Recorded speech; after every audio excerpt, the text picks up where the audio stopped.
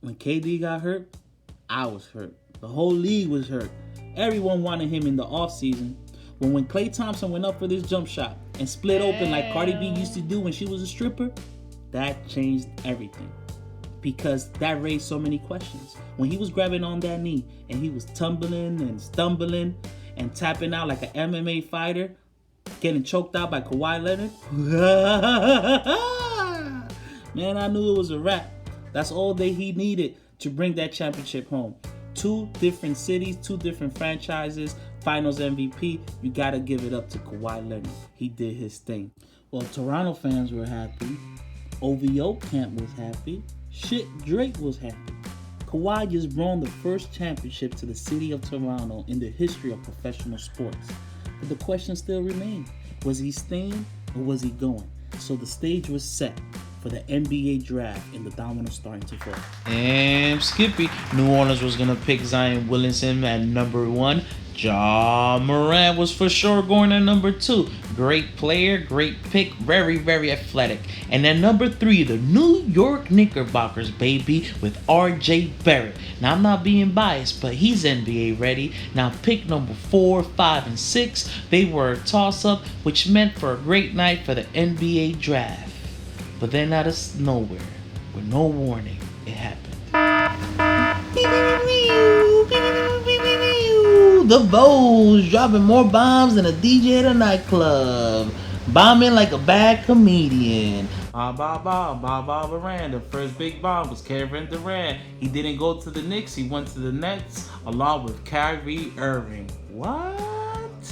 Kemba Walker goes to Boston to play with Jason Tatum. Al Horford goes to Philly. AD goes to LA to play with LeBron. Kawhi steals Paul George from OKC to play with the Clippers. Russell Westbrook gets traded to the Rockets to play with James Harden. And just like that, ladies and gentlemen, it's an end of an era. And what era am I talking about? The era of the super team. It's a wrap. It's a dub. It's super duos now. Brace the cheese. I'm about to get deep on you. It's the circle of life. Something dies, something else is gonna reborn. Hakuna Matata. No more worries battling super teams. Oh, it's a cute monkey. So like I was saying, oh, giraffe. Alright, let me concentrate. It's an open season where Kawhi going to the Clippers has disrupted the super teams, so I'm excited. NBA 2K20 is gonna be lit. Now before I start on my list, let me give you a couple honorable mentions because I can't contain the excitement that I have right now.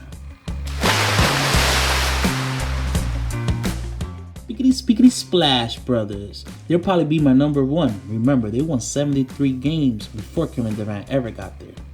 Yum. Yeah, KD and Kyrie, they didn't pick the Knicks. They're going to play the Nets. Oh, yeah, I don't even want them. They can't stay healthy. But, yeah, if they're healthy, they're going to be good. Whatever. And that's right, Stephen A. Boo. We got to boo these Knicks, man. Not even the top rankings. Not even an honorable mention, man. It's hard being a Knicks fan these days for the last 20 years. You know how it is. Fuck out of here. You know I'm a Knicks fan. I'm obnoxious when it comes to believing. Look at my main R.J. Barrett with the nice dish. He's NBA ready. And I can't forget about my boy, Julius Randle. Look at this jam over KD. Right out of here. Get the fuck out of here. Don't mind me. I'm trying to stay positive. All right, let's go with the show. Number 10. The Utah Jazz. Now, the Utah Jazz, they should actually be a little bit higher on my list. You know, they have some questions, but I love the addition of Mike Conley. When you pair him up with Donovan Mitchell, who is a stud, and also when you have a defensive anchor like Rudy Gobert that's not going to let nobody just come down that hole with an easy bucket, that makes for a problem in the West. I expect them to make the playoffs after missing out on a few years. Number 9, Mr. Shark Tank himself in the Dallas Mavericks, Mr. Cuban. Now, a lot of people might think, hey, they should even be in the top 10, but I really believe in Luka, Mr. Rookie of the Year. Averaged 22.7 rebounds and 6 assists. I love his game and how he spreads the floor. So when you add him up with KP when healthy, is one of the biggest, most valuable threats out there in the game. So I'm looking forward to see how they match up. Number 8, one of my favorite teams out west, the Portland Trail Blazers. They have so much swag and play with so much grit. Starting with my main man, Damian Lillard. Mr. Ice Cold with that big shot he hit last year. Now, I love also CJ McCollum, one of the best backcourts in the NBA. I still question mark their size, but I love them. And I love me some Nuggets. Nuggets. But I'm not talking about those Nuggets, man. I'm talking about number 7, the Denver Nuggets, with the Joker Jokic and Jamal Murray. He plays so hard, great defense. Now, what I like about young teams when they lose early in the playoffs, but they have talent like the Joker, they get better.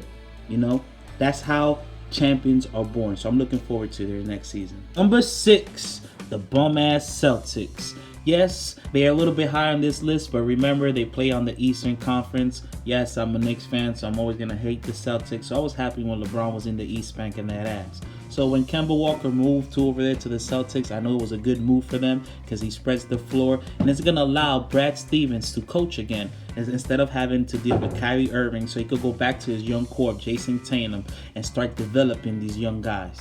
Number 5, the Milwaukee Bucks and their MVP, the Greek Freak, young Superman. Now, they did clog up the lane in the playoffs for him, and he wasn't hitting that jump shot, but he's a gym rat. I believe that he's going to get better. And fuck out of here if you think I'm going to shout out anybody else on that team. Chris Middleton disappeared, and he made the All-Star game. They could have put Ja Rule out there, and they would have had the same results. Number 4, the Houston Rockets. Now, when the Houston Rockets made that trade for Russell Westbrook, I know a lot of people started thinking, how is that going to work? I'm just going to see a lot of dribble.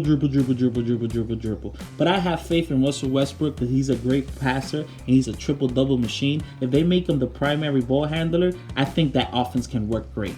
Number 3, the city of brotherly love, the Philadelphia 76ers. You guys should be excited. Why? Shit, Kawhi went out west. That was your biggest competition. You just extended Bill Simmons. Now, he can't hit a jump shot, but guess what? Even though you lost Jimmy Butler, you did add a nice piece in Al Horford. Now, he can step in for the inconsistency of Joel Embiid and give you that leadership in the big man when it gets tough out there in the playoffs. I mean, because this right here was a bad look for Joel Embiid last year. Number 2, Snoop Dogg and the Los Angeles Lakers. Yes, they're not number 1. And I know what some of you are thinking already, especially you Laker fans. How the hell they're not number 1 when LeBron James last season posted the highest numbers of his career and the most minutes logged? Well, the answer to that question is very simple. Defense. Defense wins championship. And you can't tell me he's playing at the same level when a younger player literally pushed them to play defense. You saw that when Kyle Kuzma did. Now, Anthony Davis did sign on, and he's a great piece, but can he stay healthy? And do they have a deep enough bench? Number 1, Doc Rivers and the Los Angeles Clippers. Like a thief in the night. No one saw this coming. They made that trade for Paul George and paired him up with the NBA Finals MVP, Kawhi Leonard, the Claw, to a team that already has a nice core. Sorry, Laker fans. You know about Patrick Beverley and his dog mindset and how he plays defense. And defense wins championships. So when Kawhi Leonard said no to the Raptors and joined the Los Angeles Clippers and said, hey, what it do, baby? That's all I needed to see and hear to cement them and say, hey, that's all, folks. Wrap it up. It's another championship for Kawhi.